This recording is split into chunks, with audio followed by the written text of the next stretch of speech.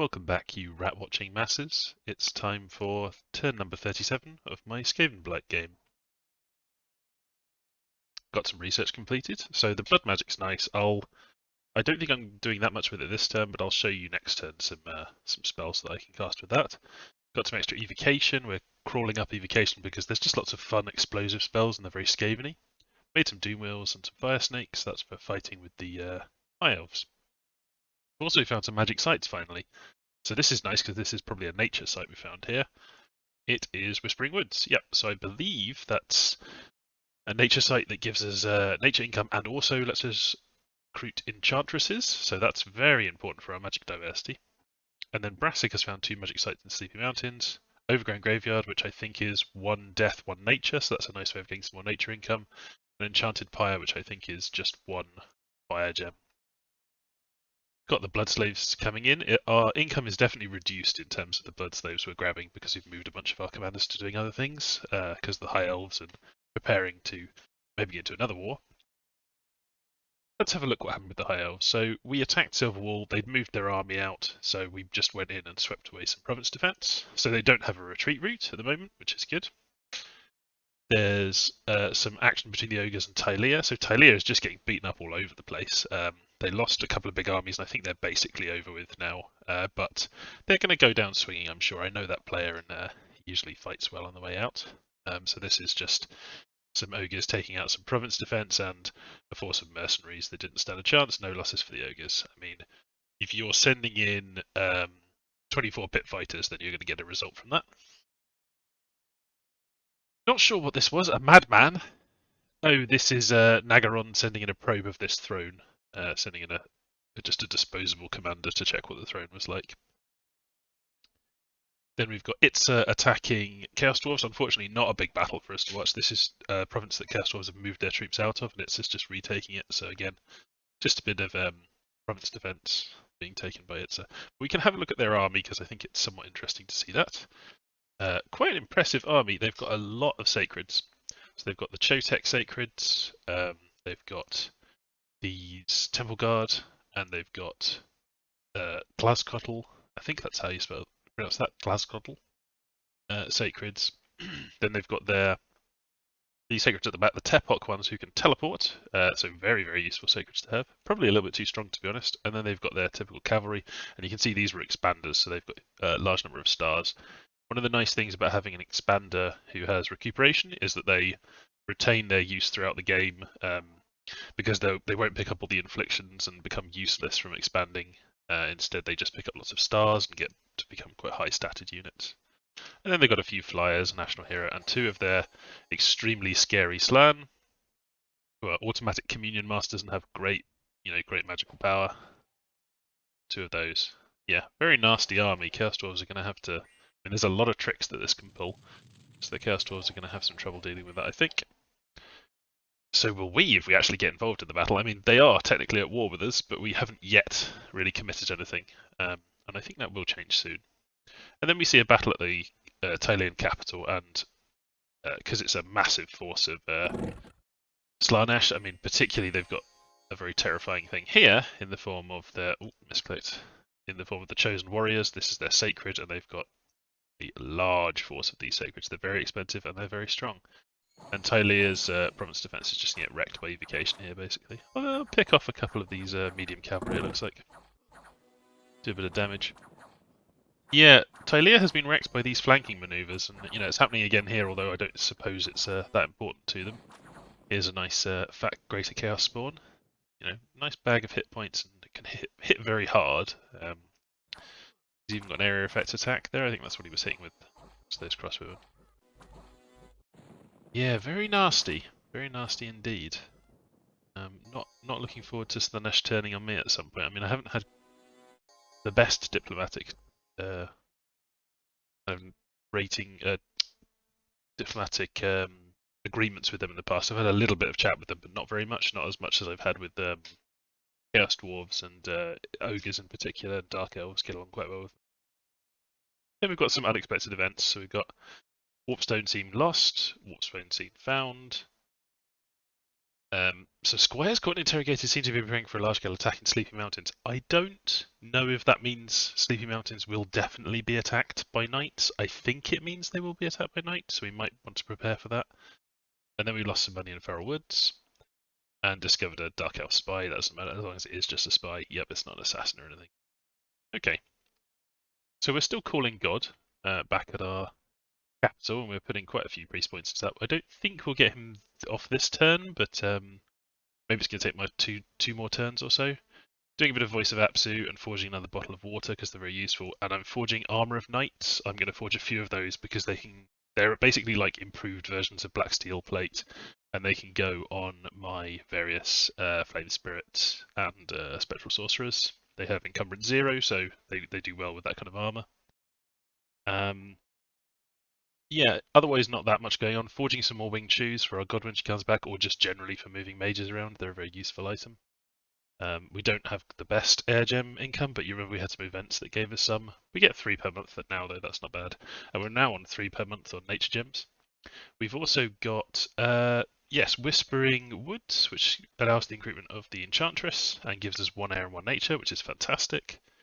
Enchantresses are 1 nature guaranteed, and then very, very, very nice set of randoms for our diversity. So we can get into nature through them, and also nature air, nature earth, etc. Those kind of cross paths, air water. These are not cross paths we could otherwise do. So I am building a lab there. I will send a priest there to do that now. Maybe I could do it next turn. Do we have a spare? Where's our plague chanter? Oh, well, we're recruiting a plague chanter, so we can send him there to do one next turn, and we can have our mercenary do it. It's fine. Oh yes, they are a priest, so they can do it. Now, what's happening over here? Well, they've walked into our assassination trap, which is what we wanted to happen. So we've got 7 assassinations will be going off there. Now they have 8 basic mages, 2 priestesses who are much stronger mages. They've got a noble, and then I think apart from that, they've only got a handmaiden of the Everqueen. So in total, yeah, let's just have a look and see. Actually, we can see the message. Yeah, so 9, 10, 11, 12 commanders. So if we're hitting 7, we've got a good chance of getting one of the priestesses of Aisha. Hopefully, I think the noble might actually survive if we assassinate him. It depends which assassin goes after him. But what I'm really hoping for is pick off the noble and pick off one of the priestesses of Aisha. Otherwise, wreck their communion by killing several Harathoi mages. And hopefully, with all that disruption, it'll kind of wreck what they were planning on doing. Maybe they won't be able to get up some of their key spells in this battle. Yeah, just a very vulnerable army, obviously. The high off player's not making a huge commitment to destroying me here, just a huge amount of gold thrown at me, basically. So all those assassinations are going off, and since that's all happening, I'm also sending a large force to attack them. This is the most expensive force I've fielded so far. You can see a huge number of mages. The basic plan is there's a front wall of people casting Summon Fire Elemental. The rats will go out and delay them while the Fire Elementals get going. We're casting Corpse Candle and Will-o'-the-Wisp to attack them from the sides and to try and keep Howl under control, because they will be casting Howl probably, unless that mage gets assassinated. We've got plenty of chaff, perhaps not enough, we'll see, but we're summoning up imps and summoning up Vermintides as well to kind of overwhelm them with those. We've got weapons teams and doom wheels that are set to fire at cavalry or just go rampaging around generally. We've got some sensor bearers to throw poison around. And yeah, our main other plan is that we've got several mages casting Skitterleap off in the corner. Oh, these are going to try and take out their ballista as well. I'm just going to hit them with a load of poison wind. But yeah, our main plan is lots of Skitterleap up in this corner where we've got a big chunk of Council Guard and some Storm Vermin on the other corner as well, I believe. Let me just check. Yeah, so we've got Council Guard.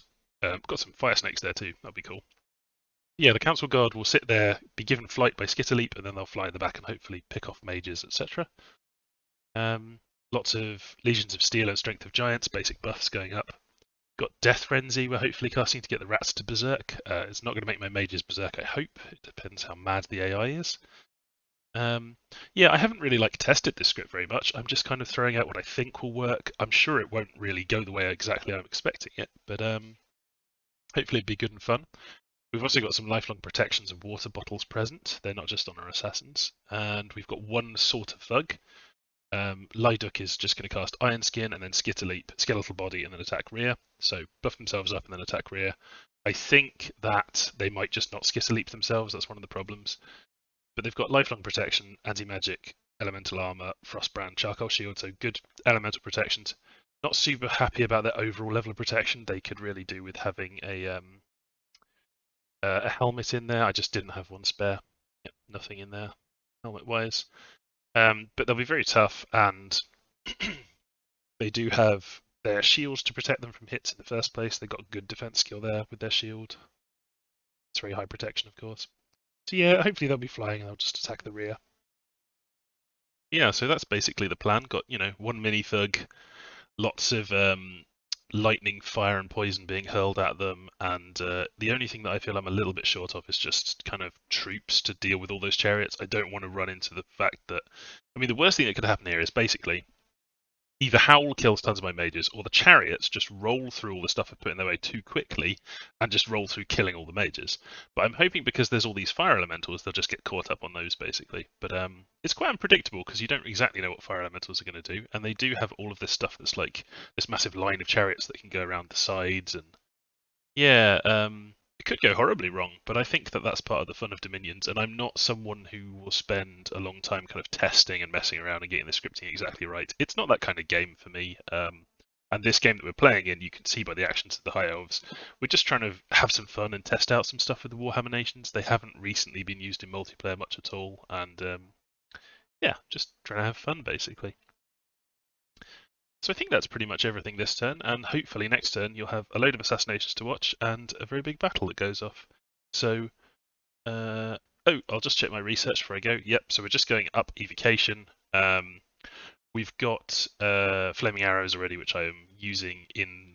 Sorry, I was going to point that out. Yes, enchantment. We finished it off and got death frenzy and flaming arrows. We're using flaming arrows in this battle. We don't have that many things that are going to use the flaming arrows, but we've got some slingers that are going to toss them around. We really should start massing slingers to use flaming arrows in our battles until the enemy has fire protection. We just should be using that. And then evocation, we're going up because I want to show off warp lightning, warp scorch, and of course greater warp lightning, which just absolutely blows holes in things. And it'll also give us access to magma eruption. Mind hunt would be very good because of our Grey Seers. We've got one that's going to be able to get to Astral 6. We can get them to Astral 4, I think, fairly easily. We've got quite a few Astral Mages. We may even be able to get the Wrath of God off at some point. I don't think so, though.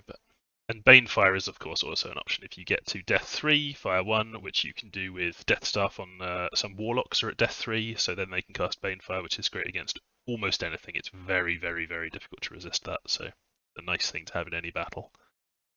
Yeah, lots of options going to be coming there, but primarily just lots of fun stuff to show you in battles. Okay, I will see you next turn. Hello again. Let's have a look at turn number 38 of my Skaven game. So this turn we've got quite a lot of assassinations happening, our god waking up, and a few battles and things to watch. So let's start with our research. So we've got evocation. We're still going up evocation. One of the things that I'd like to get, and I might just have a quick look in the research, is if we keep going up evocation, we get Earthquake next level, and that's not terribly difficult for us to cast. And I'm thinking it's the Lizardmen, who obviously will have tons of little skink forming their communions. A couple of Earthquakes could be very nasty. It's also something that our god can cast, and they can cast it very safely. They can just move in, cast an Earthquake, and leave. So yeah, very nice to have Earthquake. Shadow Blast is also a nice thing we can suddenly break out with all of our Death 2s. So it's not just the Skaven national things that we're going for here. There's quite a lot of nice stuff. We can even do Gifts from Heaven at some point with our Earth Astral Mages, the Silver Order Adepts. Anyway, back to the messages. So, bit of blood hunting, but let's have a look at the assassination. So this is the High Elves that moved into our assassination trap. Let's see how we did. We had 7 assassins. Some of them had items, some of them were just plain. And it looks like we're going after Harathoi Mages, a Handmaiden who is very tough, and Priestess of Aisha, which is their very expensive, I think capital only mage or slow to recruit mage. So let's just start at the start. So a nice thing about assassins is sometimes they get to attack during the night time, and then you get the darkness. So they get the darkness penalty, but of course the assassins are trained to fight the Eshin assassins with blindfolds on, so they have dark vision 100. Although for this battle it's not really going to matter because what we're doing is just casting Long Dead. The fact that the Long Dead can see in the dark is very nice though, and helps them just overcome the mage. So again, the first combustion goes for a Long Dead, the second one goes for our assassin, but previously we survived that, so let's see if we do this time. Tons of skeletons, lots of damage, survives on 1 hit point. God, we are getting lucky there because we could have lost to Boots of the Messenger. But yeah, another nice lucky one there. Second battle against another Harathoi mage. So to remind you, these are just the Fire 1, Astral 1 mages. This one has no items, they just run in. Personal luck is going to make them hard to kill, but their stats in combat are not great, so the assassin should still be okay. They're having a bit of trouble finishing them off though. You'd think with this very high attack skill, you know, attack 15, damage 18, they would get through it, but I think the personal luck's just constantly keeping him alive. So Burning Hands does a bit of damage to us, and then another Burning Hands finishes us off. Very unfortunate we kept just not hitting him, but them's the breaks. Next one, another Harathoi mage. So far we've killed 1 Harathoi mage. This is an Animate Skeleton Caster, so this is going to fare, I think, yeah, Fire Dart selected. So this is going to fare quite a bit better than our unequipped assassins, just plain assassins. So that's 2 Harathoi mages taken out. The Handmaiden. Now, Handmaidens are very tough fighters. Let's have a little look at their stats. So they've put the wing shoes they took off my dead god.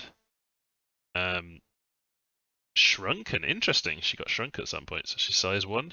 But that has boosted up her defense even higher. So yeah, that very high defense is going to make her extremely hard to hit.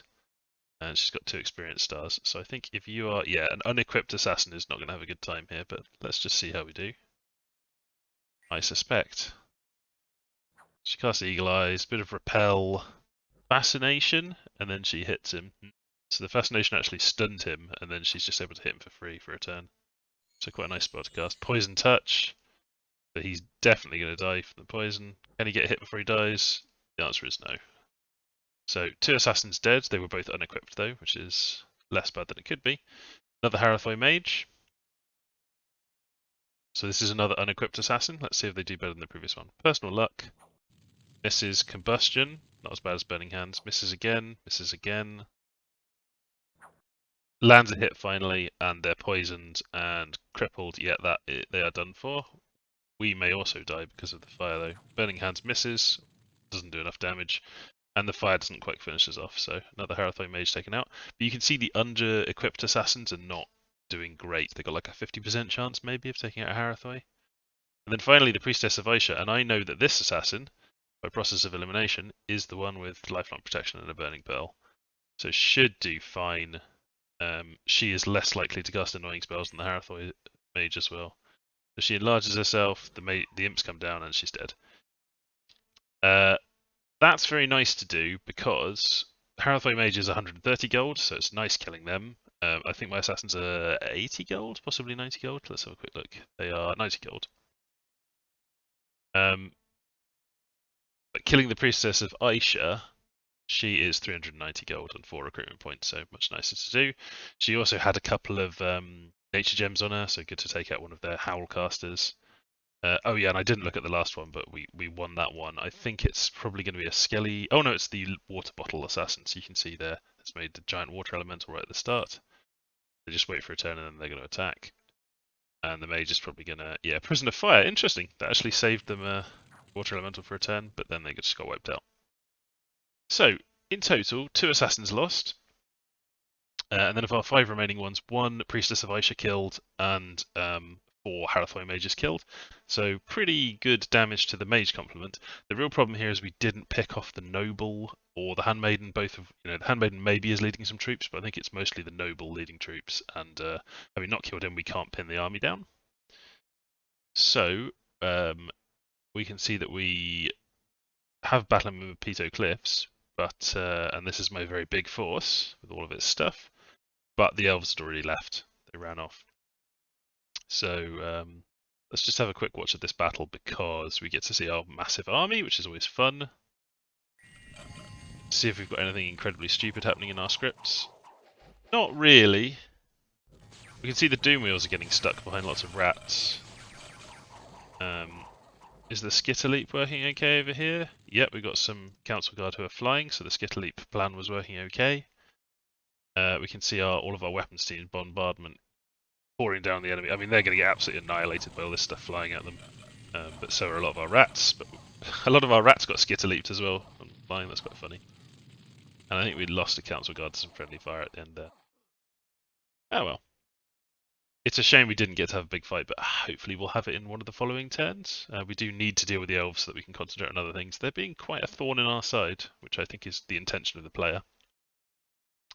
So we've got some other battles to watch. There's a battle in Forgotten Woods, and this is, I think, quite a big one. Oh no, this is just some province defense left behind by the Lizardmen. They're doing some raiding of the Chaos Dwarves. Looks like quite effective raiding, and the Chaos Dwarves are just sweeping it up. There is a big battle that we'll be seeing this turn, but I'm not sure when it's going to happen. So this is where the High Elf army moved to. They moved into an Ogre province. I'm going to chase after them with some stuff. We can see their script is, they haven't triggered the usage of gems, but their script is basically very similar to what it was. This is interesting in that it looks like these, so they've got the Just Man's Cross, and presumably they're just going to fire that. And it looks like they would be very hard to assassinate because they've got increased hit points. They are the Prophet, and they have, I think these are all bodyguards. Yeah, 5 Rangers are all bodyguards of the Noble. So I think this is, because the player's quite an experienced and skilled player, I think they basically worked out if they lose the Noble to an Assassin, then they'd be trapped and they could get hit in that kind of trap I was springing. So that didn't happen to them. And they got away, so it's going to be very hard to assassinate the Noble, but we can still pick off Haratho Mages and the Priestess of Aisha, so I think we're going to keep moving around after them with Assassins, and we'll have a go at killing the Noble, but I'm not super hopeful, and we could end up losing some items, which would suck. Right, let's have a look at the Mines of Fortune. So this is Lizardmen attacking Chaos Dwarfs. So this is attacking in a cave province, so this one... they're all going to be suffering the effects of minor darkness, but -3 is pretty significant to attack and defense. The Chaos Dwarfs have a big force ready to fight them. The Chaos Dwarves have dark vision, so don't suffer quite as much. They only suffer -1 in the darkness. So what have we got here? We've got a national hero, Shartor the Executioner. We've got lots and lots of Fireglaves. We've got a good selection of mages, not a massive force of mages, but we've got some of these stone prophets. We've got here Sorcerer Lord. They're quite expensive. See their bless there is enlarged. Yeah, so on this side, lots of Infernal Guard Fireglaves. On this side, we've got a load of teleporting sacred infantry, and we've got the various other sacred spawning. So just lots and lots and lots of sacred infantry and medium infantry. And they are backed up by... oh, I see they've been summoning some blood summons as well. They are backed up by 2 Slann, a 5th generation and a 4th generation. The lower the generation number, 4th, are more powerful than 5th. 3rd are more powerful than 4th, and the 2nd generation are godlike powerful. These are very, very powerful mages, and they're automatic communion masters of all of these little skinkies. So the little skinks are automatic communion slaves. So we're going to see what they cast. Phoenix power, summon earth power, foul vapors. So because they've got their sacreds all have very good poison resistance because they're bless and because they've got native poison resistance, they are going in with foul vapors to poison everything, which should work great against the Chaos Dwarves. The Chaos Dwarves are summoning big fire elementals. Or we can see a big rush of their teleporters phasing in there to attack Shartor. That's very unfortunate for them actually, because Shartor is quite the beast in combat and could possibly... I mean, he's getting chopped up pretty badly, and he's picked up an infliction, but with the help of the Infernal God, I think he can beat these teleporters. It has made the Fire Elementals turn around, which is bad news for the Chaos Dwarves, although their front line is incredibly tough, and so they're holding...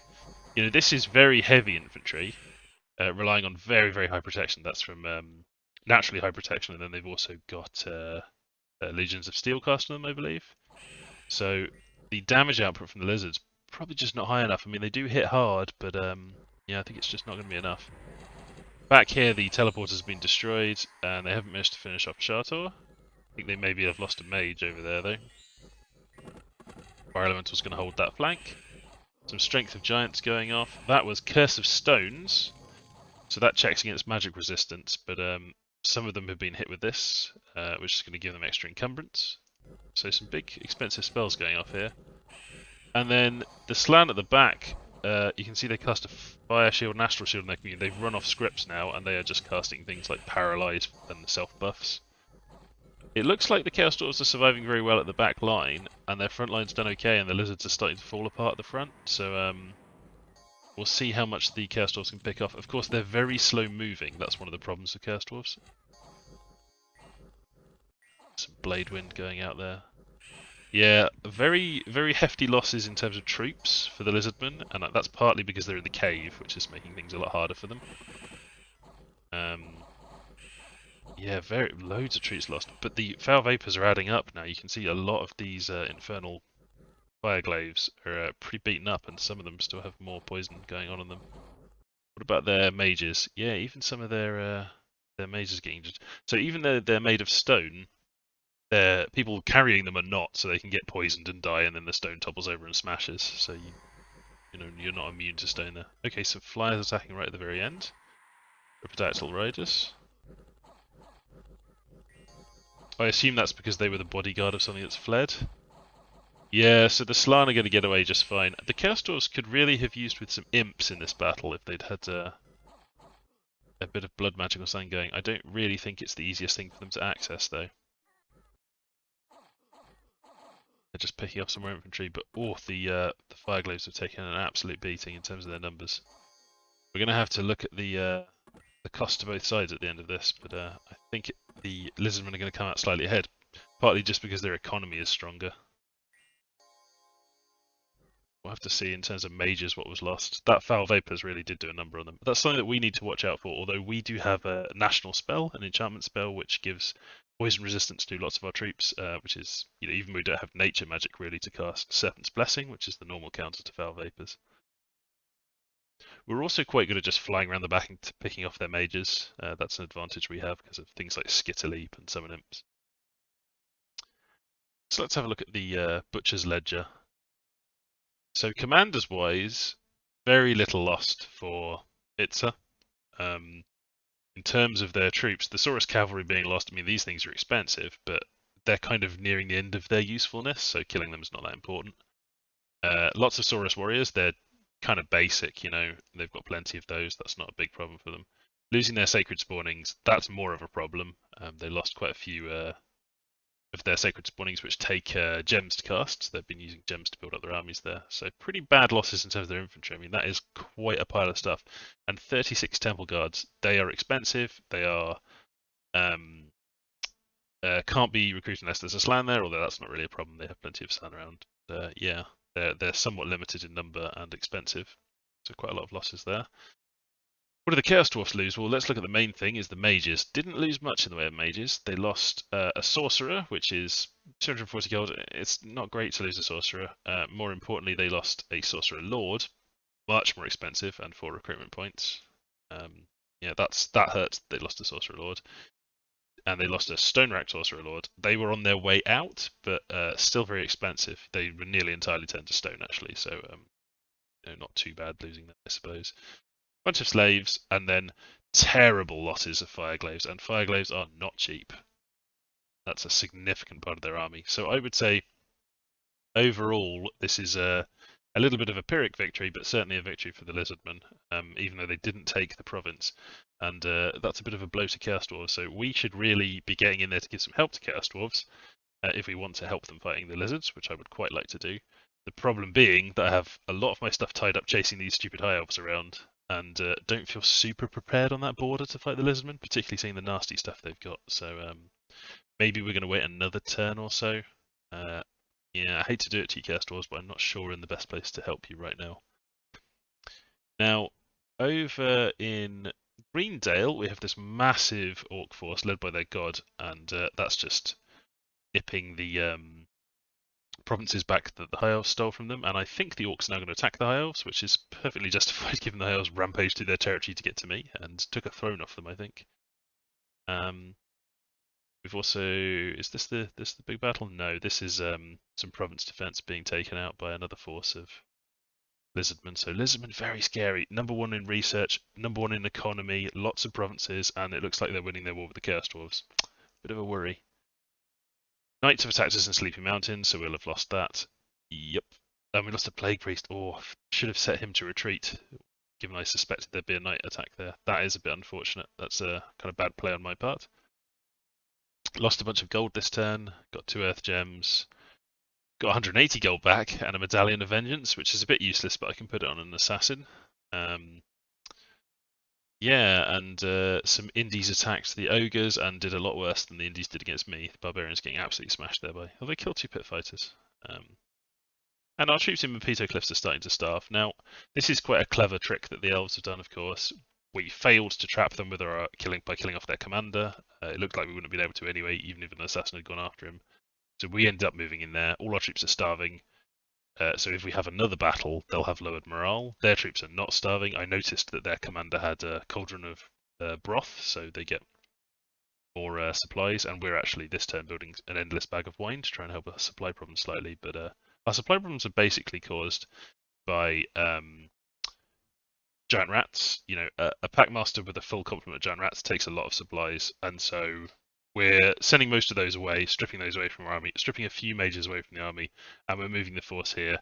Now, I don't think they will attack here. I suspect what they'll either do is move back here, or they might spend 1 turn just patrolling, because their objective is mainly to be annoying to me and kind of fight a guerrilla war. Then yeah, just hanging around means I'm tied down and I'm being annoyed. I'm losing research turns. I'm losing the ability to blood hunt because these people are busy. I've got items out in the field not being used because they're not in the battle. So yeah, they've also managed to see all of our scripts, of course, by us moving there, which is not ideal. And formations, but I can't really be bothered to change all of those. I'm not really the kind of player who'd go like, oh, they've seen everything, I'll reverse the position of everything on the battlefield, I'll move the flanks around, etc. I'm not going to do that. They may not have any gems, so they may not be casting Howl, although quite possibly they've got a scout walking along with them carrying a bunch of gems, like I do. You can see my scout is here, Queek. Yeah, so I'm basically just moving a force here. It's very similar, but it doesn't have the rats. It uses a screening line of Skaven slaves instead. Same stuff with fire elementals, same stuff trying to shoot our weapons teams to take out their stuff. Gonna move our doom wheels in a bit closer actually, so they can get on with what they're doing. Yeah, it's not ideal, in fact, because we can give them some more morale by having Tretch command those doom wheels. Let's do that. And we can have Tretch command some of these as well, because he gives them more morale. Yeah, but a lot of our troops are, not all of them, but a lot of them are starving. Let's try and find a starving one so I can show you. Here we go. Starving units, yeah. So they're not going to stay starving, so they're not going to get disease and afflictions. However, the fact that they're starving reduces their morale by 4, which is pretty bad. Especially if you're Skaven. So we're moving a force here. They might attack here. So here's the things the High Elves might do. Stay still. Move to here, because they can take this province easily and then threaten 3 of my provinces. They may, and also a throne, of course. They may move back to here. They may, so it's here, here, here, or patrol, I think. Don't think they're likely to move away from here or anything. I think the most likely thing is that they'll move back here, thinking that I won't move into them to attack. They may worry about that though, so possibly in that case they'll go over here or they'll patrol. I'm not sure. They're quite unpredictable. I wasn't totally predicting them to move away. I thought they maybe would move across to this province if they were moving, but maybe fearful of another trap and wanting to step out of it. Being in the cold is also good for them if they're ending up fighting lots of my fire elementals. Yeah, everything of mine's a bit weak and my flame spirits, so yeah, we'll see. But hopefully I get to fight them there in a big battle. If not, I'll either end up trying to like move this army around to keep stopping them. Yeah, not sure. So one thing that I'm doing, because I don't know where they're going, is I'm moving some assassins into this province. There'll be some. There won't be any assassins here because my army would fight them if they moved there, and I'll leave some assassins behind here in case they move back. So yeah, just to try and hit them wherever they move. I'm not moving any assassins to where they are because if they stay still, they'll patrol and they'll just pick my assassins off most likely. Yeah, so that's what's going on that front. I'm moving some of my blood hunters back to keep blood hunting. So basically, I'm reducing my forces somewhat because I think it was somewhat overkill for fighting them already, and also I just killed a bunch of their mages, so they're a bit weaker than they were. I should send a mage over here to pick up these snakies. Do I have anything simple that can go and pick up snakies? It needs to have non-death magic to have magic leadership. Well, I could search this while I'm at it, so maybe I will send. Where's my mage with the death gems? Tailbite, you are going to move back to a lab, but you will instead go and pick those snakes up. How much magic leadership do you have just before I go making a fool of myself? Yeah, so 10 magic leadership, that's enough to go and pick up these snakes. Right. Elsewhere, I am forging a whole bunch of lightless lanterns because my research is being trashed by well, it's really falling behind by all of this stuff. I've been having to call my god. I've been, chasing high elves around, so I need to put another boost into my research. I hate to do it, but I just will have to. Reading some plague rats here because actually I'm not sure why I would be doing that. So instead of doing that, I think I will forge another lifelong protection. I'm forging a Bloodthorn, which will allow me to use mages that aren't Skrulk to forge lifelong protections, and also I want to eventually get my god up to cast 5 blood, and they can cast or forge Brazen Skulls, which is another blood booster. I'm also going to want them to do some earth boosters by doing the Earthblood gem. I'm also preparing some items for them, so I've got a mage that's moving back, a spectral mage who's going to be carrying Frostbrand and Charcoal Shield, and I'm also forging them Amulet of Anti-Magic. The Winged Boots I have already forged in my lab. I can put those on them now just so I don't forget. Yeah, I'm forging some more bottles of living water, as I'm 2 of those, in fact, because I'm mass producing assassins. Assassins with bottles of water are going to be a significant part of my force, and just kind of keep me safe. And I'm forging a firebrand and I think, yeah, a shield of gleaming gold. So they're going to have a charcoal shield and a shield of gleaming gold, a firebrand and a frostbrand as their 2 hand weapons. Armor-wise, I have currently given them armor of knights, but I may end up giving them something else that's kind of a budget option, and they don't have any shock resistance from this current build, so I may want to make them elemental armor again. I think there is an elemental armor floating around over here, though. Yes, Lyduk is bringing elemental armor back. Yeah, I think that's kind of, I've gone on about that enough. I guess on the Lizardman front, what I should say is I'm not striking this turn. I do have some people in place to strike. I'd really like to start attacking them, but I just haven't properly prepared my forces yet. I need a little bit more time, a couple of turns. I really hate to be someone sitting around not doing it, but it's very distracting having these high elves. This is a significant amount of my forces, and I really would like to move more of them back to act as a reserve in the centre, even if I'm moving kind of everything from my capital out here to fight Lizardmen. But yeah, we'll see. I don't think I'm going to be able to prepare this big alpha strike against the Lizardmen with lots of sneaking units. I do have some that I've sneaked in, not very many, but enough to nick a couple of provinces. But yeah, what I really need is stuff along the border as well, and I need to have enough troops there to just quickly pop these forts. So yeah, I'm sending a pretty significant force to take these knights out. Filfangs is taking a very large number of council guard, and I may as well take even more because take some flamethrowers as well. Let's just have a little look. So I already had a warlord there ready to attack them. Oh, I've already got a bunch of weapons teams there. Yeah, that's fine. Maybe I'll just get another weapons team ready in the meantime.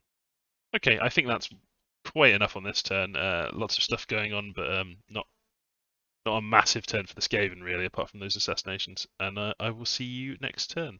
Thanks for watching.